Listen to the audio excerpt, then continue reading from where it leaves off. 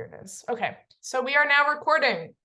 So as always, we would love to see your faces, but we recognize that sometimes having your camera on can be really distracting. So do what works best for you. And we know that many of us are still in our homes. So your kids, creatures, podmates, and housemates are all welcome to join you. If they have questions, please let them come off mute with you, all that good stuff. And then as always, have something to take notes and process your thoughts. One invite that we share with everybody is listen deeply when you're in this space. We always share these invites at the start. Embrace discomfort and notice tension. When you start to feel those feelings, if you feel those feelings, ask yourself, why am I feeling this discomfort? Where is the root of it? This is a great space to use that pen and notepad. Don't be afraid to take risks. This is a space for all of us to learn together and really ask those deep questions. The key thing I always say here is don't let the perfect be the enemy of the good. And if you happen to attend our session last time, remember that there is power in embracing failure and mistakes. And then the final piece is remember to hold each other with compassion. This is a learning space. We know systems and structures of oppression weren't built in a day. They're not going to get dismantled in one. And social justice work truly is a practice that we all are engaging in every time we come to one of these webinars, every time we learn from our speakers. So these are our invitations. I'm going to stop my screen share and just give a very brief introduction to our two speakers for today. I'm so excited to introduce Hali Lee. She is the co-founder of the Donor of Colors Network. This is the first ever national project that is researching, engaging, and networking with high net worth individual donors of color across race, ethnicity, and life experience. She is a co-designer of PHT, so I'm really excited to have her in the space today. And she's also a founder of the Asian Women Giving Circle. And with her is also Chitra, who is a member of the steering committee of the Asian Women's Giving Circle and a former grantee. Chitra has 25 years of experience working in as a legal services attorney and executive director of a feminist youth nonprofit and as an adjunct professor. Currently, Chitra is completing an LLM in taxation at NYU Law and is very enthusiastic about the overlap between tax and giving circles. So that is a very unique niche that I'm curious to see if it comes up today. But with that, I'm going to pass it off to the two of them to have a great conversation. I'll be spotlighting them so you all can see them a bit better. But with that, take it away, y'all.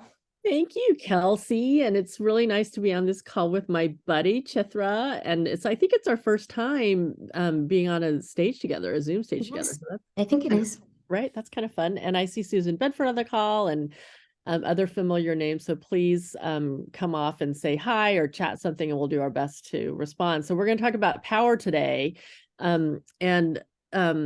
Chitra, I thought, would be a really wonderful conversation partner because we first met when she was a volunteer and board member of Andolan, which is a group that was formed in 1998 by low-wage South Asian people in New York City. And this group organizes and advocates on behalf of South Asian immigrant workers with particular focus on Bangladeshi, Pakistani, Indian, Nepalese, and Sri Lankan workers in retail, food, and domestic work industries. And then we also furthered our acquaintance with each other when she was the executive director of the Sadie Nash Project, which is a young girls, well, you're going to say this better than me, but it's an empowerment organization for girls. I took this off. I love this as agents for change in their lives and in the world, operating at the intersection of love and rigor, which I just think is a beautiful statement. And I happen to know the woman who founded Sadie Nash, and she's a neighbor. So that's one of the juicy things that we're going to get into as we talk about power in this weird sector called philanthropy. And then for myself, I started the Giving Circle, Asian Women Giving Circle, like 16 years ago, I think. Oh my goodness, unbelievable. We can't be that old, but we are. So we can dive into what that's been like over the tenure of our time together too. And the Giving Circle, real quick, for this group, we started in 2005, 2006. We've moved 1.5 million about dollars to Asian American women and gender expansive folks in New York City who use the tools of arts and culture to bring about equitable social change in their neighborhoods as they define it, their neighborhoods and communities. We're all volunteers and we're fiscally sponsored at the Ms. Foundation for Women. So it's kind of cool to have a fiscal host who is values aligned and mission aligned with the work that we're trying to build in the world. Okay, so Chitra, hi. Hi. My friend. Good to see you. We're also neighbors. So let's start off with the topic at hand. I would like to ask you to riff on this idea about power in our sector, power dynamics inherent in a funder-fundee relationship, and in philanthropy. And then also for you particularly, and I've been there too, the power dynamics inherent of being an executive director of color and fundraising often from white folks. Take it away. Sure. Yeah, nothing. I like that we're starting juicy, right? Like we're not going slow. I want to talk about both things. So I was a volunteer with this group called Andalan, which was started and run by domestic workers. I was a volunteer and then a board member, and we were funded by the Asian Women's Giving. I think we were rejected. I think rejected once, maybe twice, but funded twice also. So that's, I think, important to say. In general, the organization, it was an organizing group. So we were organizing for wages, for a standard contract for domestic workers, better immigration status. And we did some services, so some help with ESL and other things. And I think the type of funding we were able to get was sort of these two groups, right? What dramatic structural change will you do, right? And in which case you're often trying to say that you're going to accomplish more than what is often realistic, or you're doing sort of traditional charity, we're helping poor immigrant women. We had this idea to do a theater project that was written by domestic workers about domestic work. And when I shopped it around, it was sort of like, what will this lead to? Like, what is the change that will happen? What is their empowerment? And it wasn't clear. It was just something they wanted to do, right? It was just sort of to their agency. And I think that's an important thing of thinking. I think a lot about the ways in which programs and activities become constrained based on what type of funding is available and what box you can easily slot yourself into. And so one is that we were funded to do this theater project where they wrote their own stories and then performed it. And I had originally thought it was going to be about domestic work, right? And about how challenging it was and sort of contribute to the broader campaign for domestic worker rights. And in fact, when this amazing theater artist, Yalini Dream, worked with them, many people wanted to tell stories about the war in Bangladesh, their child. And so I think it was I have this critique of funders being like, you want us to fit into these boxes, how dare you? And yet I also thought, you know, the tragedy or the big narrative of your life is domestic work. And in fact, for some people, yes, but for some people, it wasn't their primary identity. And I think that's because they were acting and they were saying what their main story was. And they're obviously three-dimensional folks. And that was a useful learning process for me, because I think there are power dynamics, and all of us, regardless of the amount of power we have, I think have the same types of blind spots of wanting things to fit. So I think that is one thing I will say about the funding. In terms of fundraising in general, I think many people find fundraising really challenging. I think there are those few people who are like, I love the joy of connecting and giving people an opportunity to connect. I've had moments like that, but often it feels exhausting, particularly when you're fundraising for your own salary.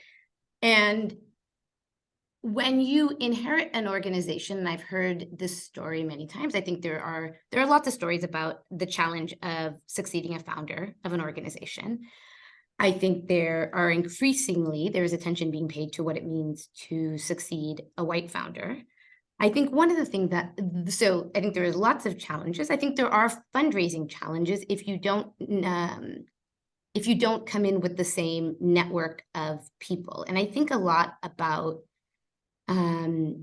who contributes, that if there's some people who dropped off because they were related to her, someone encouraged me, the development director, to have my parents donate, which was like $250. And it doesn't make up necessarily for a check from somebody's mother that was $25,000, you know? And I think a lot about, there's a big push towards community fundraising and grassroots fundraising. And I think it's important to think about, I feel like I was really successful in dramatically increasing the number of donors, but it was often small dollar donors. And that all requires a ton of work to manage. And yes, events are more diverse. There are positives, but the sheer volume of having to steward lots and lots of small things versus, a few people who give a lot is a challenge that I think we don't talk about enough. And one of the reasons I think we don't talk about it is I think people who have wealth within their networks, it's still challenging to make an ask around fundraising, right? So it's very hard for people to say, oh, I'm super privileged, I come from wealth, I have this great network that gives my organization a ton of money. I don't think anyone actually feels that way because they have the discomfort of fundraising. But there is a reality of having a network that is accustomed to making donations and can make donations of huge amounts. So I think that it is something that it is challenging to talk about, because I think even if one has that network, it doesn't necessarily feel like they're so well off because they have to still make the ask, and it's hard, right? So it's like, yes, it's hard for all of us. We can all fundraise. And I think there are lots of skills to improve fundraising, but there is a reality of having more money. I mean, I think it's like entrepreneurs, right? Like there's some stat, right? Which is like the thing that most entrepreneurs have in common is they come from money, which means they have a safety net. So you can have your skills and there's all these things that you can do. But at the end of the day, what really helps is coming from money because you have a safety net. And I think for fundraising, you can work on your pitch and, make your lists and get better at lots of things. It's really helpful to come from a network with money. And I think we don't talk about that. We focus, maybe because we're trying to empower people, we focus on the skills that we can develop, but I think it does a disservice, I think often, because people think something's wrong with them if they're not able to fundraise, versus recognizing that a lot of it is coming from networks with money. And that's a hard thing to build because that's not necessarily a skill. And it's just a reality of our America right now, right? With the wealth gap the way it is, like a tiny percent of the top 1% holds something like 40% of the nation's wealth or something like that, right? And the reality is that it's a racialized wealth gap as well. I feel like, Chitra, I've been there too as an ED executive director and also a person of color. Like you kind of have to do both, right? Like the demands of that job, it's the hardest job in the whole world. First of all, I never, ever want to do that job again. I don't know how you feel about it, but at the same, and you work for hard agree. Yeah. Right. And you work for a feminist, like Sadie Nash is explicitly a feminist organization.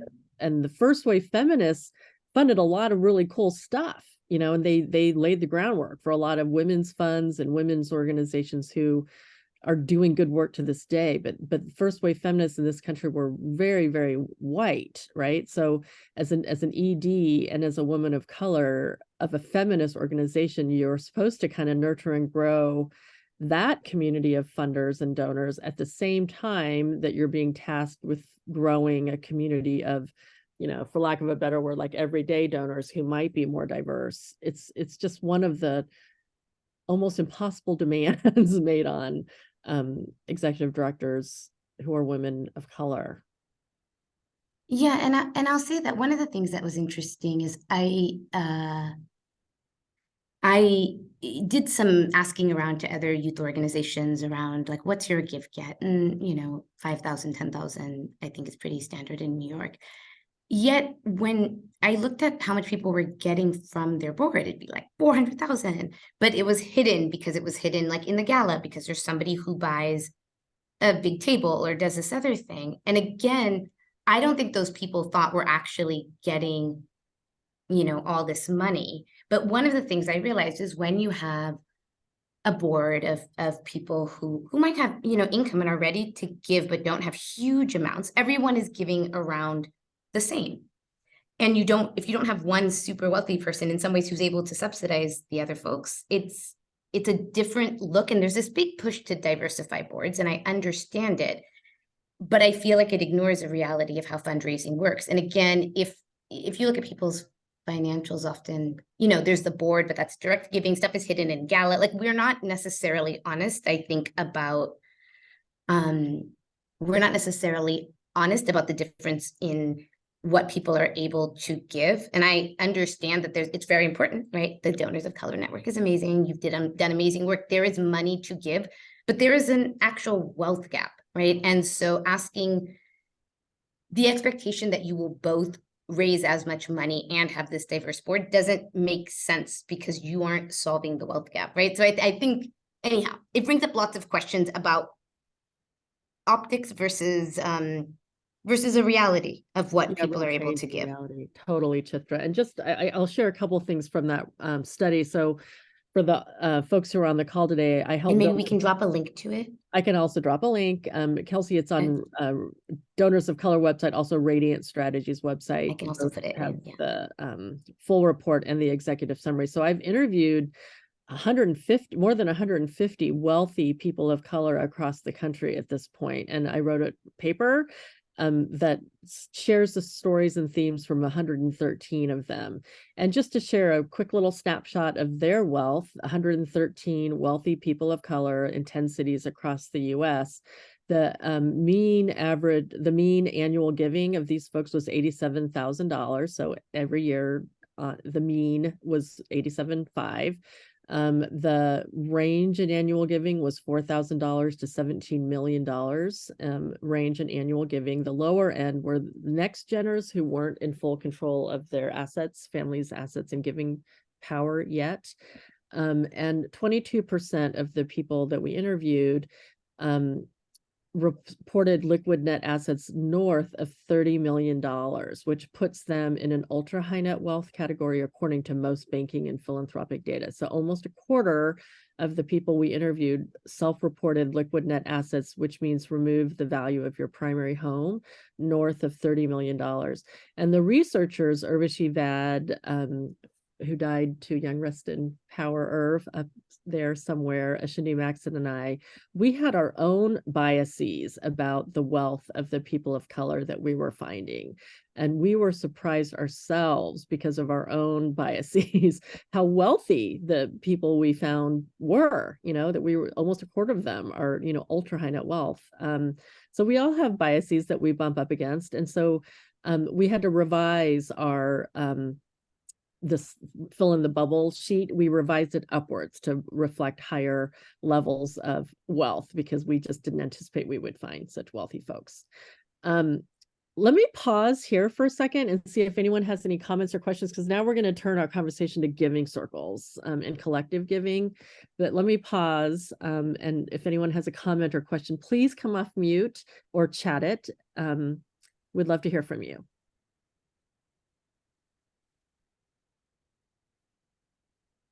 No one? Not even Susan Benford?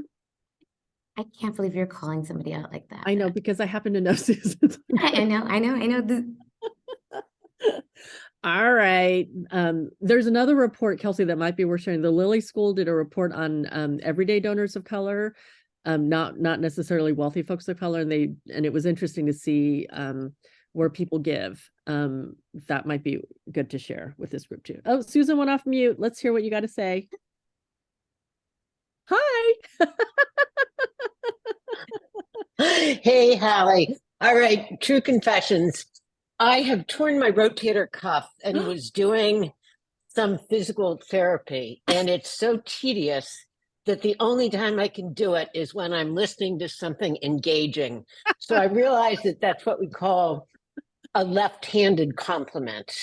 But I apologize for being off camera. So let's jump into the giving circle part. I'm really loved hearing about the research and look forward to, yeah, Good to know Hey, about. I hope you heal up well, Susan. I'm sorry to hear Thank you. and you know, I Can't would love to believe hear. you interrupted her rotator cuff Go physical back to your therapy. rotator physical. Holly therapy, apologizes. Susan. She's a I'm really good nudger, which is why she is amazing at running a giving circle. I'm an excellent nudger.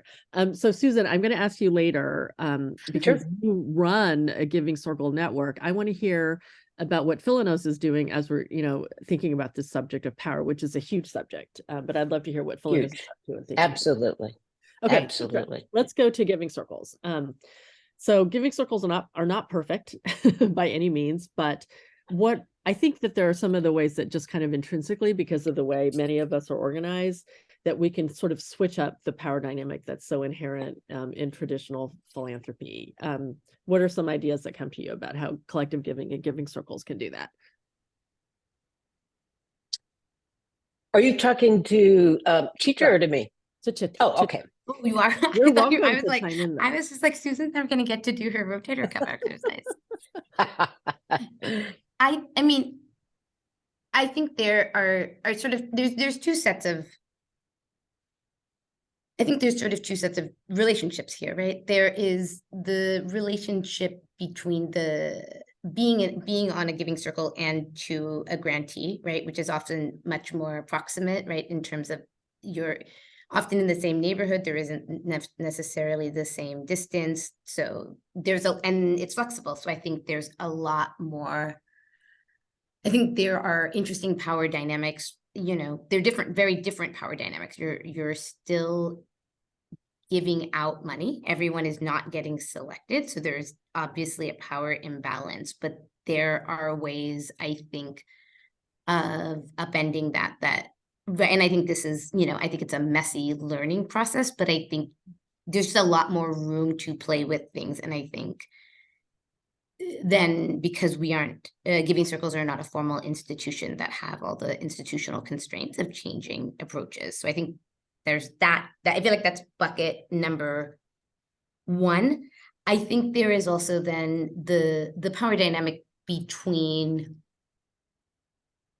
I think there's just a power dynamic between sort of traditional philanthropy and giving circles, if I can say that, right? And an opportunity to be like, oh, I kind of understand what you do because I'm a donor also, right? So you sort of have that sense. I think, I don't actually know. I don't know the stats on giving circles, but I think if you're in a giving circle, I don't think that is the same as having a family foundation or being a huge donor. And so I think there is an opportunity to upend power dynamics of who gets to be, you know, who gets to be a donor and feel like you've contributed, right? Like to these people, right? And be like, oh, that's me. And I think, right, that I think upends power dynamics of when we're talking about donors, who are we talking about? And then I think the third bucket, which is not fully articulate because I hadn't thought about it till this moment, is I just think there's interesting power dynamics between the power dynamics of like democracy, of like trying to figure out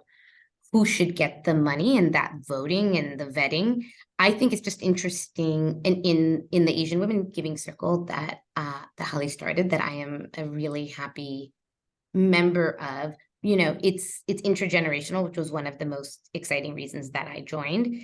And so there are and then there's like sort of nonprofit people and super corporate people and people with different politics. And I think there are some traditional hierarchies in terms of just being deferential to elders or deferential to people who have a lot more money that are not at play, I think, when the voting happens, you know, around projects. And I think that's very interesting because I think it allows people to have different relationships with one another as peers because they're working on making decisions on who to give money to. And I think that is messy and super exciting because it's, in part, I think because Hali's done such a good job of putting to, like, you know, recruiting people who are really different and, you know, again, in age and wealth and careers, that it's just nice to be, you know, engaging in these questions without being deferential to necessarily the person who's older or who has more money, or,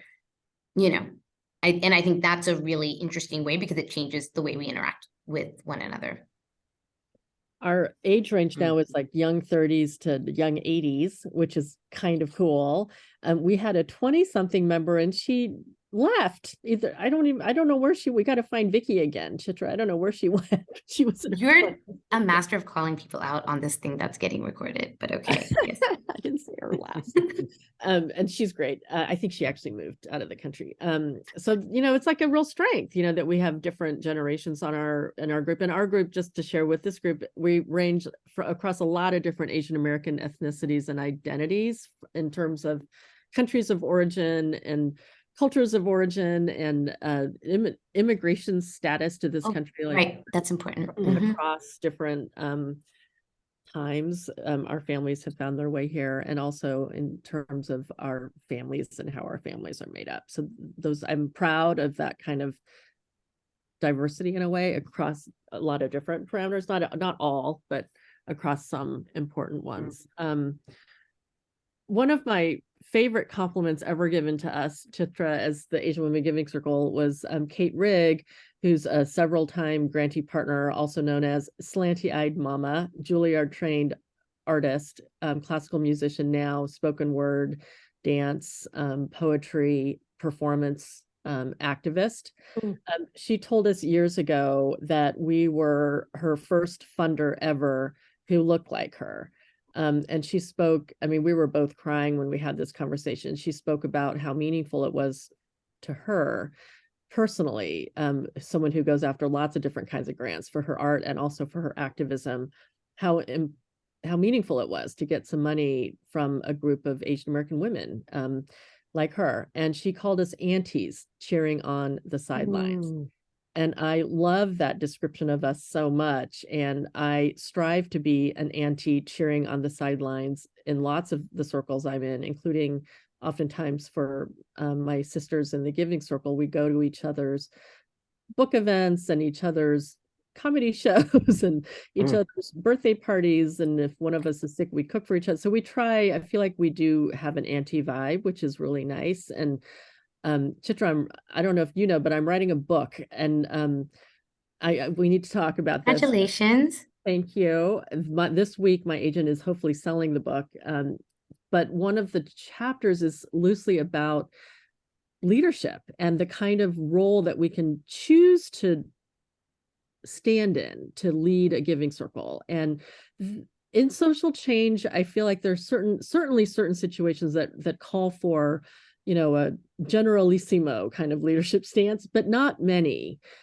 More often a leadership position that's more like an auntie or a coach or a gunkle, a gay uncle, or something like along those lines is more fitting to the job at hand. Not always, like certain political situations, I think really call for a more hierarchical, generalissimo, or whatever you want to call it, position. But I think in many of our situations, it's really not that kind of role that's required. So I wanted to know, like, this idea of aunties cheering on the sideline, Chitra, and you have said to me, in fact, you're in the book proposal because you called me nudger in chief, and we talked about what it means to be a nudge and a good nudge versus an annoying nudge, and riff on that a little bit, leadership and being an auntie and being a nudge. You're so good at it. I think one of the things that I really enjoy is the fact, so I think one is you're good at encouraging different people to do different things, and people step up without making them feel guilty and without you yourself becoming a martyr, right? So I think you push people, and but you don't martyr yourself. You've got good boundaries, and I think you extend a ton of grace when people aren't showing up, right? Recognizing that life happens, right? I, for example, have classes in the evenings, which is why I've not been attending anything recently. But I think, and I don't want to say that you are the giving circle, because obviously there's a lot of personalities, but I do think it takes somebody who is sort of committed to the long haul of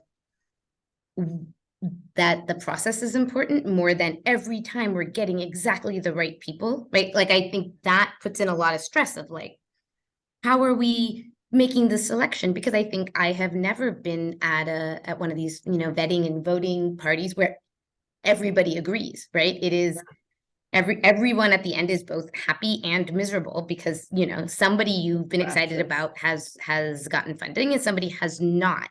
And I think we've tried out different formulas. And I think part of the energy of it is like, isn't it so fun to be doing this together and even getting the chance to just fund these people and feel invested in their success of these artists and having these relationships with these artists versus did we get the right ones, right? And I think there is, because I think that one of the things that I have noticed is just sort of this changing, right? Like this changing way that we are supporting organizations or projects, right? Like, and people have different takes on like artistic excellence versus super activist versus experimental, versus they're getting other support. So we get to jump on that versus they have nothing, right? And I think part of what's been interesting is sort of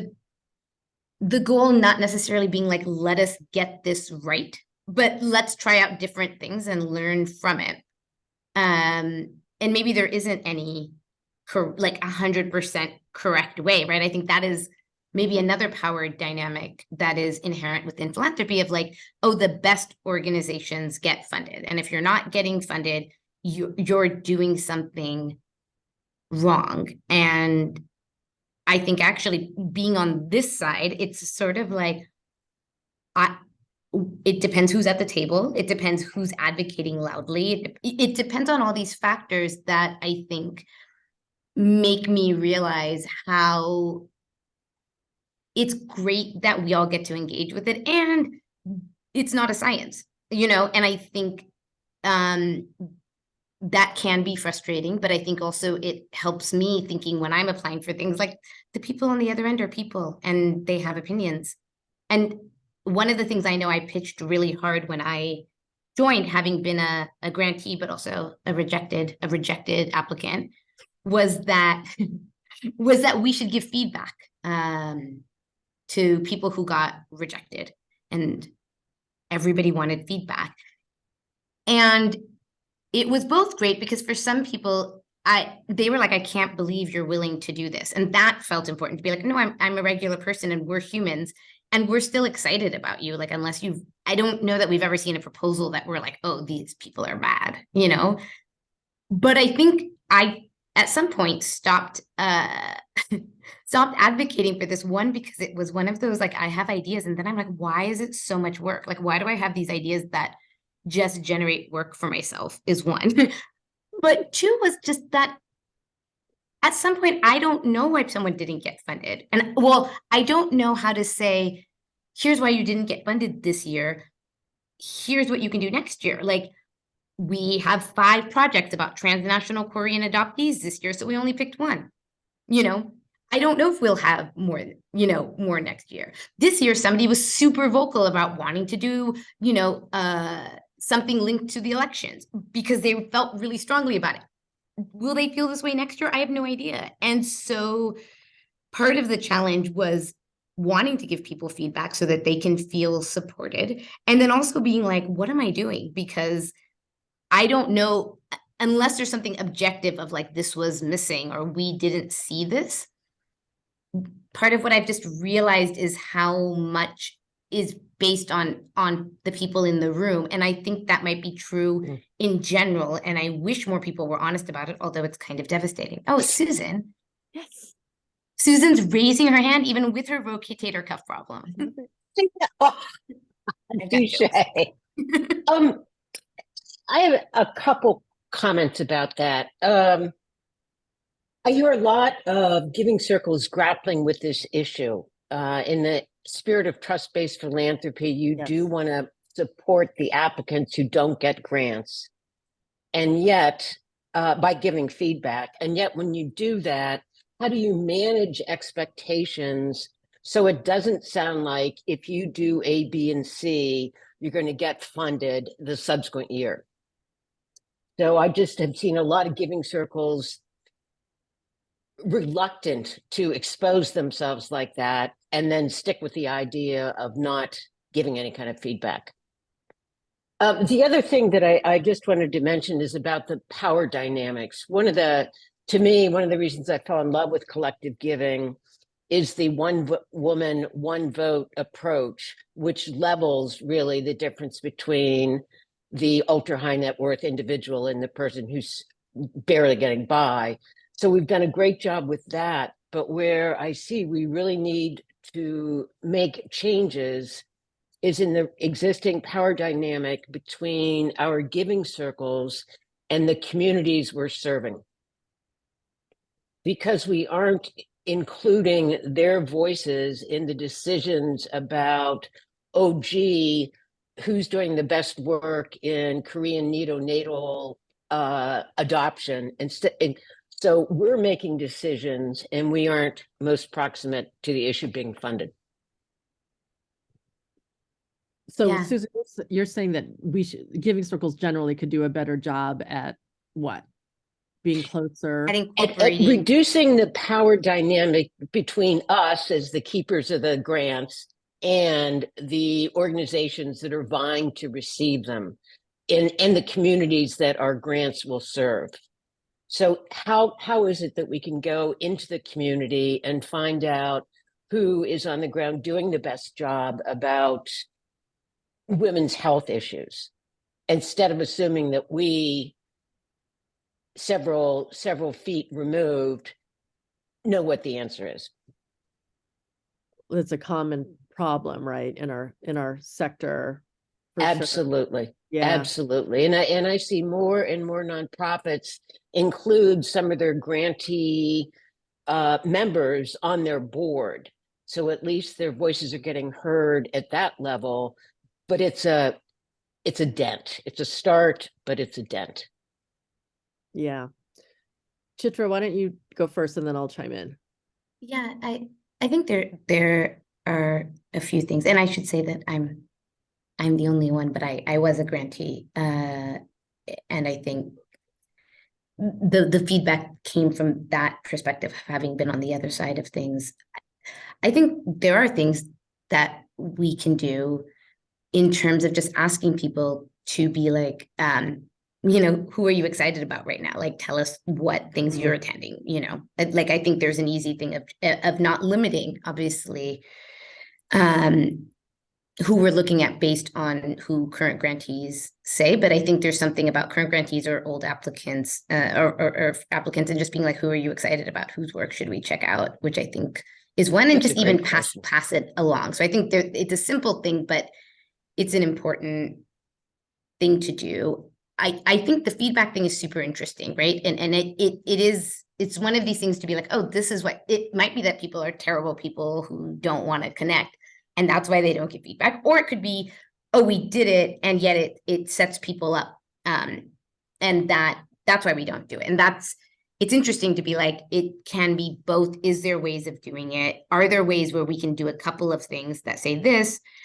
Are there resources that we can offer, that we can actually offer that aren't financial, that are actually useful? Sometimes we can. I feel like I offered to do PPP things for everybody, including failed applicants, when people wanted to get funding.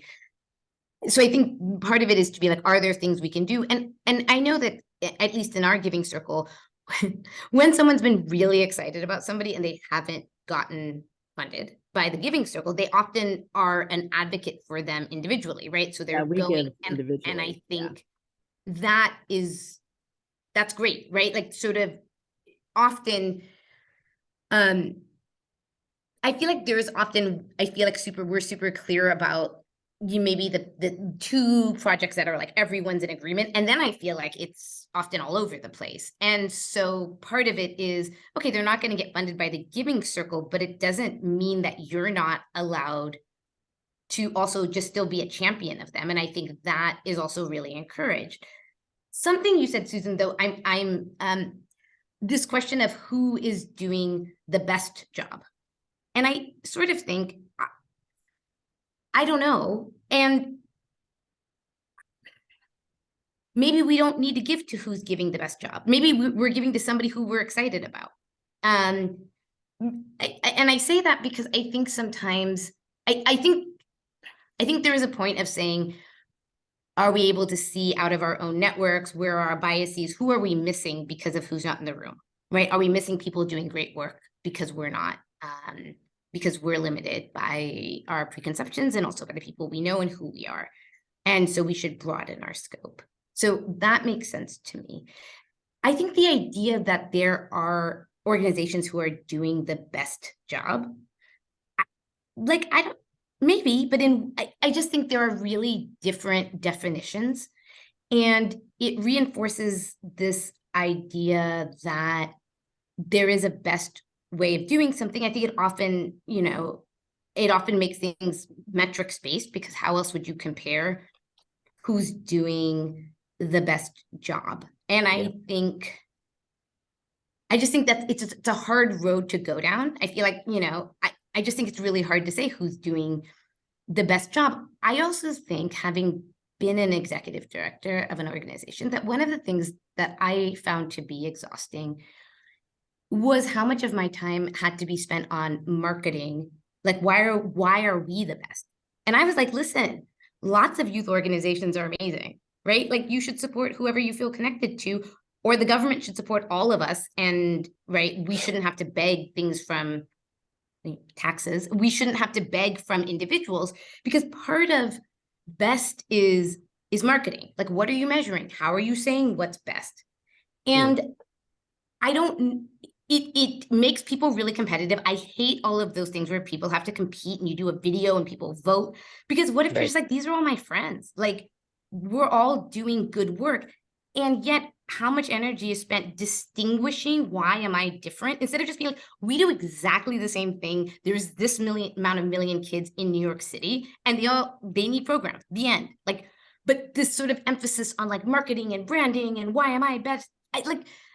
Anyhow, I think it's hard to measure. It's hard. And sorry, Susan, that wasn't all. I'm feeling mostly sympathy about your rotator cuff, because I had one and it was awful. But I think this idea of best, like, I don't know that there is best. I think there is, I think the thing that is very challenging is having to both hold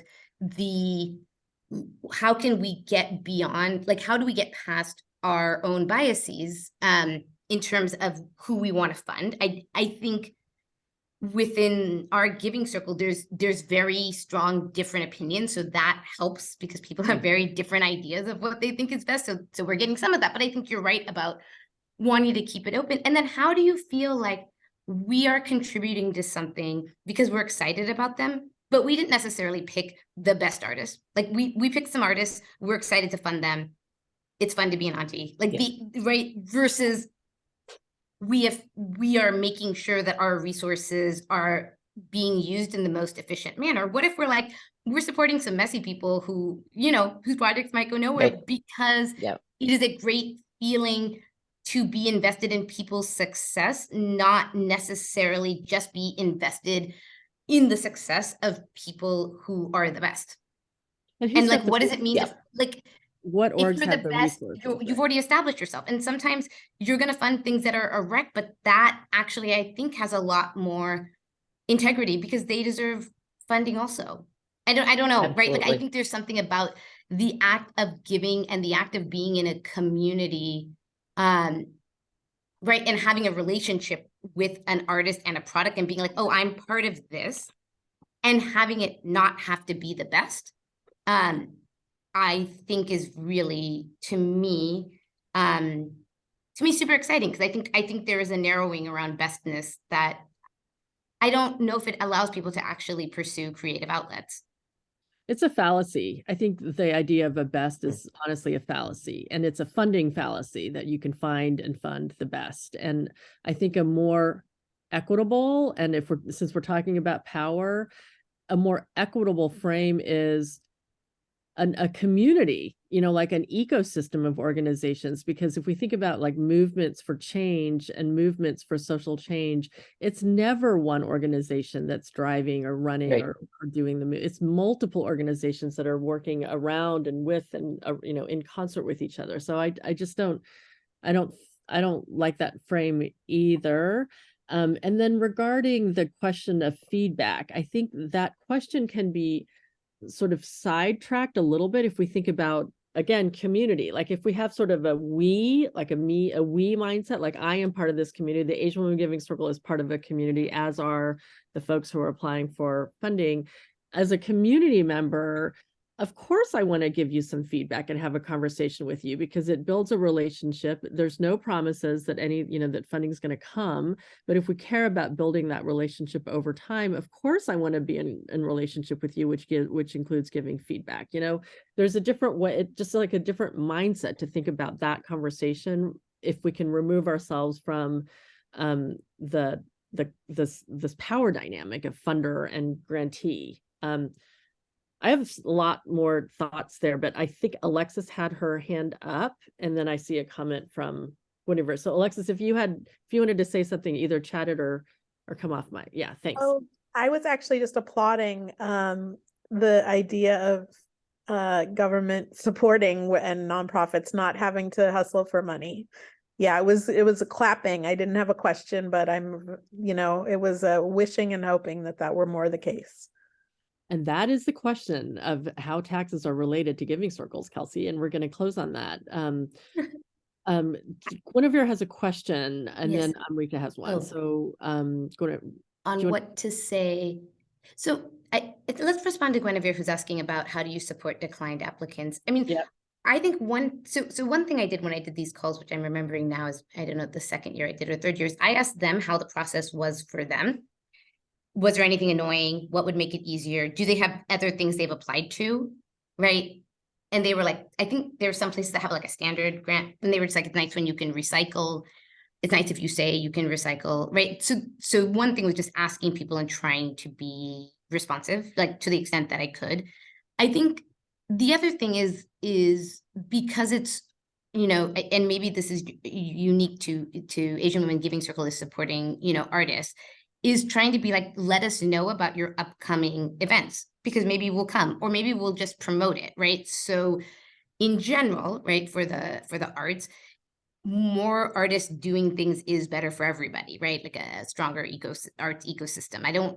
And so saying, hey, they're doing this, and trying to make sure that we're at least promoting, right, feels important. I think it would be great if we committed to attending something or supporting somebody who, if during the project, the grant reading, if we were excited about them, but we didn't end up advocating for them strongly, and is just remembering, oh yeah, I like them, maybe I should just check out what they're doing. So sort of thinking about how are we developing a broader ecosystem and investing. So I think this idea of, especially if the giving circle is giving locally to people in the community, right? Like those are people you're still going to come across. And I think, artists are maybe easier in the sense that you can be like, go to their reading, go to this, right? Like there are events to go to, but I imagine there are other places. I've seen some places that have done learn about joining a board, or we'll bring a bunch of people who want to join boards, and then we'll bring some grantees, but we could also bring non-grantees there, right? Like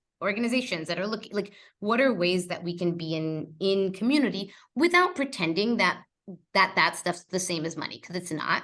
But saying, we'd like to support you. You may or may not want to be supported by us because you're busy and annoyed that you didn't get this funding. Also 100%. Also 100% fine. But I think just being excited, I think is important. And on taxes, which I feel like if Hali, I was going to be like, we actually have been somewhere together, because I feel like a few years ago, I was on a stage, right? We did this talking about things, and I was like, maybe I just want to do taxes, right? Yes. Yeah, but now here I am. Yeah, and here you are, and Rini. Yep. Okay, so make the case, Chitra. So, how are taxes like? How are taxes like? So essentially, right? Taxes are, we are collectively giving money to the government, and then decisions are made about where that money goes. We vote for representatives who divvy that money up, right? And that sense of part of and that's what taxes are, right? A giving circle is not, we give to the best. It's never, we gave to everyone I loved, right? I feel like probably everyone in a giving circle is like, why are other people don't have the right opinion on things, right? Like it is messy democracy. We all put money in. We don't also, that money doesn't always get directed exactly where we want it to, but we have some input on it. And we got to engage in the process. And I think the idea that, like, I love that giving circles are growing in excitement. I feel sad that people aren't like excited about paying their taxes, because that's exactly the same thing. And sort of being like, oh, that's terrible, it's government. And it's like, no, that's just it's just on a larger stage. And I think, you know, there's the participatory budgeting, you know, things that are going on in the city, which are sort of this nice hybrid where you can support the city council and vote for activities. But I think it's really important. I think it is amazing to give where you live and have an opportunity to be in a giving circle, because it changes dynamics. I think there is a larger question of why aren't all these people being funded? Like, why isn't there, you know, support for artists and support for after school programs? And wanting to both encourage support and simultaneously be like, there should be more government support for all of this. It should not be privatized just because we get to feel special that we supported them. We should want more support generally for this cause. I don't think the two things are at odds, but I do think that sometimes when people get super excited about philanthropy and nonprofits and giving circles, it's sort of as an alternative to a structure that could provide a lot of these things and also operate on the very same principles. And I think the challenge is to hold both of these, not right, because I think the more that the government does, the less pressure there is to find the best organization, because it means that there are other things happening, and then we get to support things we're excited about and contribute, but it shouldn't feel good for the pressure to be on nonprofit and private philanthropy, whether that be foundations or giving circles, to solve all of these societal issues that often are a lack of government funding. So I think it's important to do both, and people should be excited about their taxes. I love that so much, and apparently Kelsey does too. I have a tax T-shirt that I'm going to show everybody. You can keep talking. Well, while do you know what the size of it is? Like, philanthropy in the U.S. is about 450 billion, right? And look at you! I got to 99. My daughter got it for me for my birthday. I have a whole tax wardrobe, which I mean, okay, we're. I love it. And, you know, I used to know this number, but I can't remember. Does anyone, Kelsey, do you know like how big our US government is in terms of, it's like how many trillion? So in terms of money? You're asking the hard questions from someone who left the public policy field, but it's a lot, y'all. It's a lot. It's like, it's dwarfed. I recently read over the weekend in the Wall Street Journal, they're estimating that the revenue from taxes in 2022, 55% will be from individuals and 8.6% will be from corporations. Wow. That seems wrong. That just seems wrong, but probably is correct.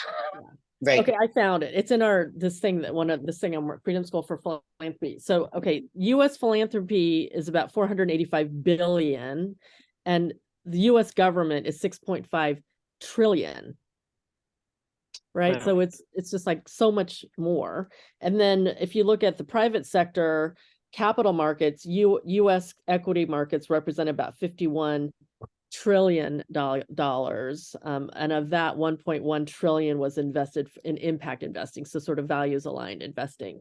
So if we care about moving our values in the world, which is another way of thinking about power, how we're moving our power in the world, philanthropy as a lever is like this big as compared to U.S. government tax policy and capital markets, how we're using our invested dollars, how our capital is working for or against the values that we express.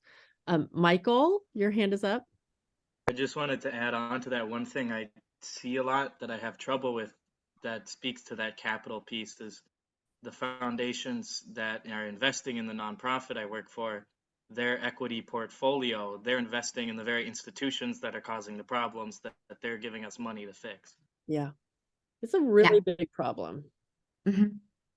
Yeah, and I think I think some foundations are moving away from that, and I think really trying to figure out how to, invest their money in ways that are aligned with their, making sure that their sort of mission, that they have mission related investments aligned with their programming. But I think it's a hard change, because I think we want to say, oh, you can make change with your money.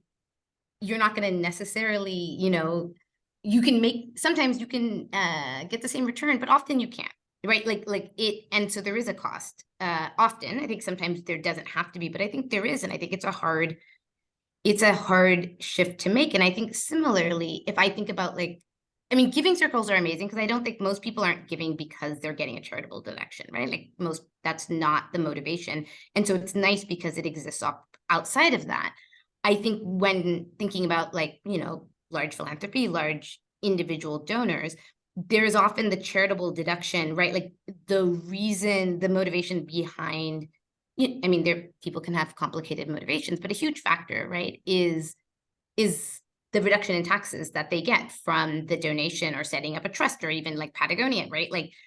You avoid so much taxes. And I think it reinforces that's the reason, people need an incentive in order to support. And I think part of what giving circles, I think, offer is that there is motivation to be engaged. There are benefits that accrue from playing a different role in your community that are not just about oh, and now this charitable deduction. Because I think when we think about that, we're because it also reinforces this idea of I know better than the government knows of where to put the dollars. And I think it ultimately just reinforces a lack of faith and trust in the government, and is I'll fund this, not the government, right? So I'll keep my money away, but I'll give it. And I think the question is, how can it supplement? But also that I don't know that people need a deduction in order to give, right?